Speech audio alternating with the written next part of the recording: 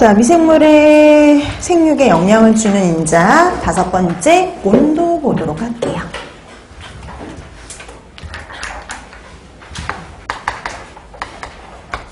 자, 우리가 보면 미생물을요, 증식하는 온도대별로 나누게 되면 전균, 중균, 콩균 이런 식으로 나눌 수가 있죠. 근데 우리가 보니까 대다수의 부패세균들, 식중독균들은 뭐에 해당이 되냐면 중온균이 해당이 됩니다. 자, 그래서 우리가 보면은 대다수는 중온균이다 라고 보시면 돼요. 대다수는 중온균입니다. 제일 흔한 게 중온균이죠. 그래서 부패와 관련된 대부분의 부패세균들, 부패균들, 그 다음에 식중독균들은요, 온도대로 따졌을 때, 증식 온도대로 따졌을 때 중온균에 해당이 된다. 이렇게 보시면 돼요. 대다수는 중온균이야. 그러면 저온균이나 고온균이 문제를 안 일으키냐? 저온균이나 고온균 중에도 문제를 일으킬 수가 있지요. 그 중에서 또 저온균 중에 특히 문제가 되는 게 있어요. 저온균. 그 저온균의 대표가 되는 건 슈도모나스입니다. 슈도모나스. 자, 이 저온균의 가장 대표가 되는 게 바로 이 슈도모나스인데요. 식품을 우리가 저온 조장할 때, 그러니까 냉장 보관할 때요. 식품을 냉장 보관할 때 부패시키는 대표적인 세균이 바로 뭐냐면 슈도모나스 이렇게 보시면 돼요. 이런 슈도모나스 같은 경우에는요. 거기도 세계에도 있지만 저온에서 단백질 분해력, 유지 분해력을 갖고 있어요. 그래서 단백질 유지 분해력이 있어서요. 식품의 부패를 일으키는 대표적인 세균이다 라고 보시면 됩니다. 이 슈도모나스가 또 대표적인 수종세균이에요. 또 대표적인 수종세균이란 말이죠. 그래서 수종세균들이 좀 뭐가 많으냐면은 저온균들이 많아요. 그러니까 우리가 보통 이런 육지에서 잘 생육하는 균들보다 이 물속에서 이렇게 잘 생육하는 균들이 저온균들이 훨씬 더 많습니다. 그래서 보통 이제 수종세균들이 저온균이 많은데 그의 가장 대표적인 게 슈도모나스라고 보시면 돼요. 그래서 여러분 앞에서 그 얘기도 했었죠. 이 슈도모나스가 가장 대표적인 수종세균이다 보니까 또 뭐에 되게 우점종이었냐면 어패류의 우점종이었죠. 그래서 이 슈도모나스가 보통 문제가 나올 때, 이 어패류의 우점종이다, 요거와 함께 저온균이 같이 나올 때가 많죠. 그래서 예전에는 어패류의 우점종으로 많이 나왔었는데, 요즘에 이제 저온균을 대표해서 시험 문제에 많이 출제가 돼요. 근데 여러분, 어패류의 우점종이라고 해서, 어패류에서만 문제를 일으킨다라고 착각하시면 절대 안 돼요. 식품을 저온 보관할 땐 다 문제가 됩니다. 그래서 우리가 육류, 어패류, 그 다음에 채소, 과일, 우유, 달걀 등을요, 저온 보관했을 때 식품을 부패시키는 이런 식품들을 부패시키는 대표적인 세균이 뭐냐? 슈도모나스예요.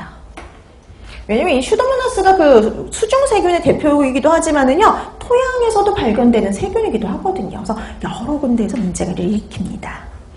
자, 그래서 저온균 얘기에 나오면 식품을 저온 보관 중에 문제를 일으키는 균, 부패를 시키는 균을 찾아라 라고 하면 슈도모나스 이렇게 찾아주시면 되는 거죠.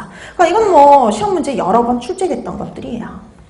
자, 그 다음에 그 외에도 고온균도 있긴 있어요. 이 고온균은 말 그대로 열에 잘 견디는 균을 의미를 하는 거죠. 열에 잘 견디는 균, 그게 바로 고온균이에요.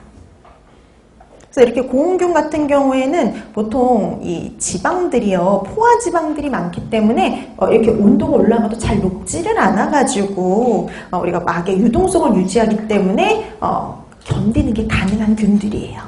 근데 고온균보다는 저온균이 더 중요하긴 합니다. 우리가 식품을 보통 이제 저온 보관, 냉장 보관하는 경우가 많기 때문에.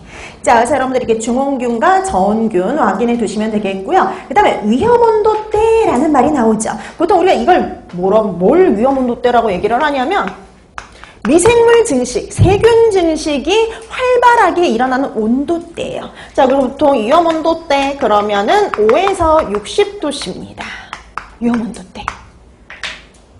5에서 60도씨에서는요, 세균이 활발히 증식할 수 있다는 소리예요. 그래서 우리가 보통 냉장고의 온도는 5도씨 이하라고 유지하라는 이유가요, 바로 위험온도대가 5에서 60도씨 사이거든요. 자, 이렇게 해서 온도와 관련된 건 이 두 가지를 확인해 두시면 되겠고요. 그 다음에 이제 영양을 주는 요인 마지막입니다. 수분요. 식품 속에 수분 함량이 영양을 줄 수가 있지요. 자, 그래서 식품 속의 수분 함량, 수분, 이게 영양을 줄 수가 있어요. 근데 이런 식품 속에 있는 수분은요, 여러분들 이 식품화학을 공부하셔서 아시겠지만요, 식품 속의 수분은 자유수와 결합수로 나눌 수가 있죠. 근데 그 중에서 미생물이 손쉽게 이용할 수 있는 수분은 바로 뭐냐면 자유수죠. 자, 그래서 우리가 이 수분도요, 뭘로 표시를 하느냐? 수분 활성도로 표시를 해요. 자, 이 수분 활성도가 바로 뭐냐면 미생물이 이용 가능한 수분의 비율을 나타낸 거죠. 자, 미생물이 이용 가능한 수분, 이런 미생물이 이용 가능한 수분은 뭐예요? 자유수죠. 그래서 얘는 자유수 함량을 표시한 거라고 보시면 돼요. 자유수 함량의 척도를 나타내는 게 바로 뭐냐면은 수분 활성도다라고 보시면 돼요. 그래서 보통 미생물은요, 자유수와 결합수 중에 보통은 자유수를 주로 자유롭게 이용을 하죠. 결합수는 뭐 탄수화물이나 단백질 같은 식품 속의 다른 성분들과 결합되어 있기 때문에요, 미생물이 손쉽게 이용을 할 수가 없어요. 그래서 아무하고 결합되지 않은 자유수 상태의 수분을 손쉽게 이용하는 거죠. 그래서 이런 것도 뭐 다 시험 문제 나오는 겁니다. 그래서 미생물이 주로 사용하는 건 자유수. 미생물은 자유수만 이용을 해요.